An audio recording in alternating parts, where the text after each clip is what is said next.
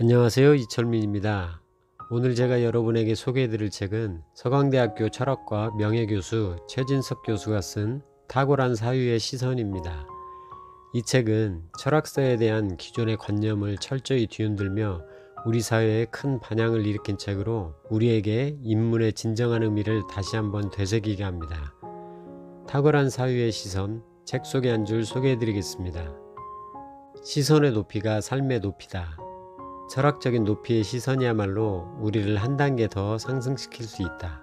시선의 높이가 생각의 높이고, 생각의 높이가 삶의 높이며, 삶의 높이가 바로 사회나 국가의 높이다. 철학은 무엇을 배우는 것이 아니라 스스로 생각하는 것이다. 철학은 이론이나 지식이 아니라 살아있는 활동이고 사유다. 아무리 철학적인 지식이 많아도 철학을 하지 못하면 아무 의미가 없다.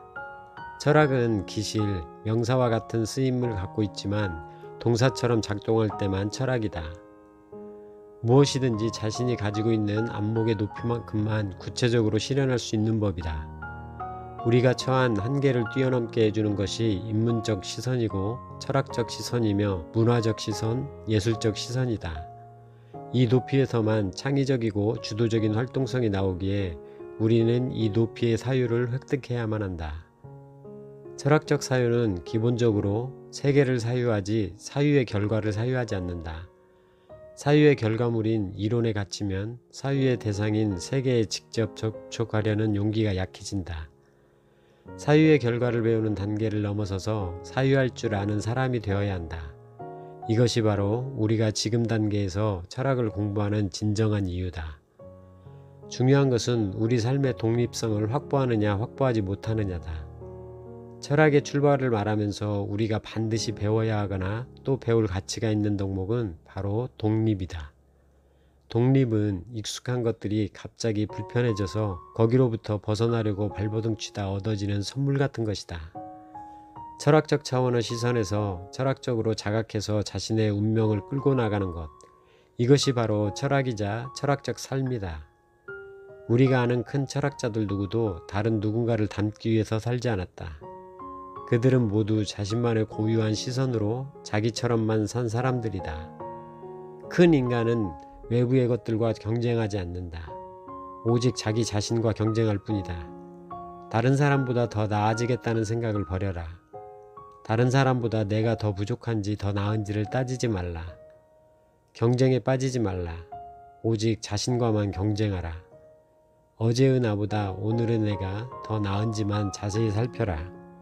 자유라는 말 자체가 자기로부터 말미암은 것이다.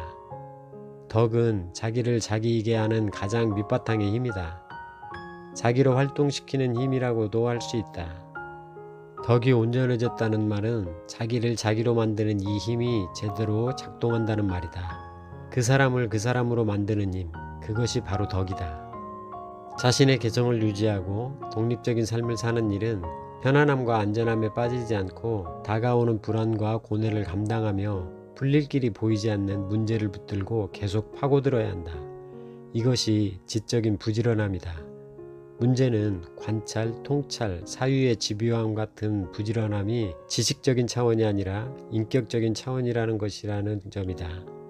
결국은 사람의 차이다. 인격의 차이다.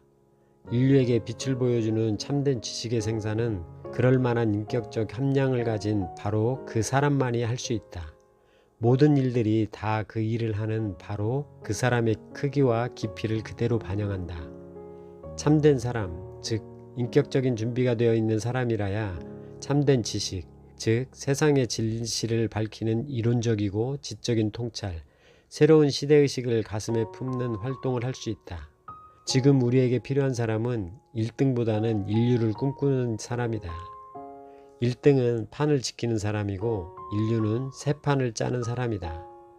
선진국은 장르를 만든다. 장르를 개인 차원에서 말한다면 그것은 바로 꿈이다. 꿈을 꾸는 삶이란 바로 나로 사는 삶이다. 나는 꿈을 꿀 때 비로소 참된 나로 존재한다. 나는 지금 어떤 꿈을 꾸고 있는가? 나의 삶이 내 꿈을 실현하는 과정으로 되어 있는가? 아니면 해야 하는 일들을 처리해야 하는 과정으로 되어 있는가?